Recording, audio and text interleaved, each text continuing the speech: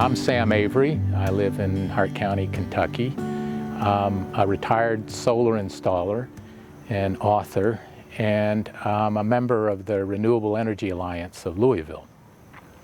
One day, many years ago, I was sitting by a stream that runs through the woods just below the house where I live in Hart County.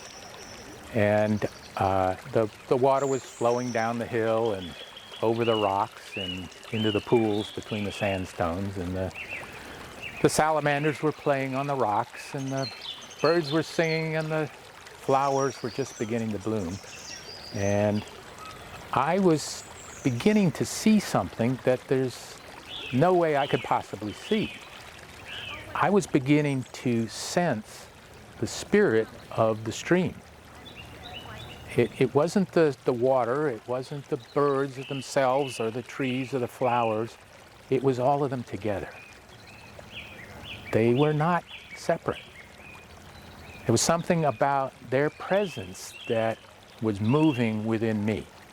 And I felt the stream moving within me, and I've felt it ever since. Now, a spirit is not something you can sense with your senses, and you can't feel it in the normal way, and you can't even think it. You can't say, I think I'll go have a spiritual experience, I'll be back in a few minutes here. It doesn't work that way. You can't remember it. You can remember what you were thinking, but you can't remember the spirit itself, because it's always in the now. It's always in the present. And yet it's always with us, whether we realize it or not. It's always with us because we're always in the present. The present is always now. Now, rainfall changes every year, and temperatures change every day, and storms are natural. Even climate change is natural. But it's only natural if it happens over hundreds of thousands or millions of years. What we're experiencing right now is not natural. Life cannot adapt to it. Life cannot adapt to what we are doing. So in order to live, we have to do something else. And that has to do with electricity. Now, I like electricity. I've used it all my life, and it's good stuff. I like refrigeration, heating and cooling, all the conveniences. What's one thing I really like is electric lights. Can you imagine what it would be like on a long winter evening without an electric light bulb in the room? So that's something that electricity brings us. So I like electricity, but I would give it all up. I wouldn't use electricity at all anymore if I felt I had to do that for the sake of that spirit that I felt by the stream. I would pull all the plugs out of the wall and throw the meter away and cut down the power pole if I thought that was something that would save the livable world. But it won't.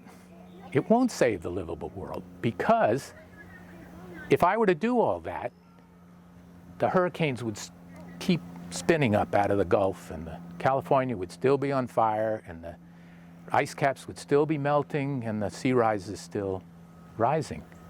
And that's because what I do as an individual is very small. It's not something that's effective on the global level, because there's only one atmosphere, and we're all in that atmosphere. And what we do as individuals is not as important as what we do as a whole, because the atmosphere doesn't know where the carbon is coming from. So by trying to be just carbon neutral myself, I'm really not doing any good. Nobody is carbon neutral until everybody is carbon neutral. But I did find a way to produce the electricity I use with solar energy, and including driving a car. And I had so much fun putting it on my roof that I went into the business of installing it on other people's roofs, and I made a good living at it. It was a good thing to be doing. But it's not enough, because what we're facing here is a situation where we all have to stop using all fossil fuel. I'm not talking about cutting back on emissions. I'm not talking about reducing. I'm talking about eliminating completely. And that sounds like an extreme position, and it is an extreme position, but it's what we have to do to keep the living world livable. So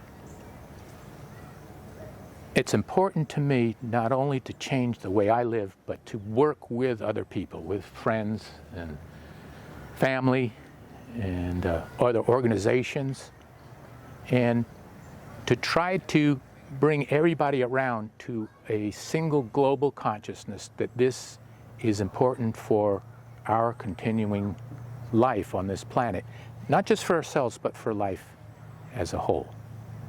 I'm convinced that everybody everywhere has experienced the spirit of life in some form, whether it's sitting in the woods or on a mountaintop or sitting in church or sitting in the living room or walking down the street. We've all felt that stream moving within us, and it still moves within all of us and in every living thing. And all we really have to do is to contact that spirit, and it will move other people the way we have been moved.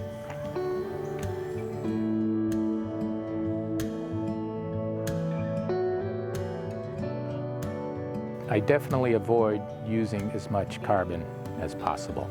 In fact, I wrote a book called The Carbon Boycott. And in this, my idea here is that we can't just blame the government. We can't just blame the utility companies or the oil companies, because they're doing what we want them to do. When we create an aggregate demand for fossil fuels, they're just going out and getting it for us. So if we want them to go away, what are we going to do? How are we going to get to work? How are we going to heat our houses? So it's much more internal than we think it is. And it's a matter of us looking within and trying to figure better, more practical ways to live in the future. And that will begin by boycotting carbon fuel.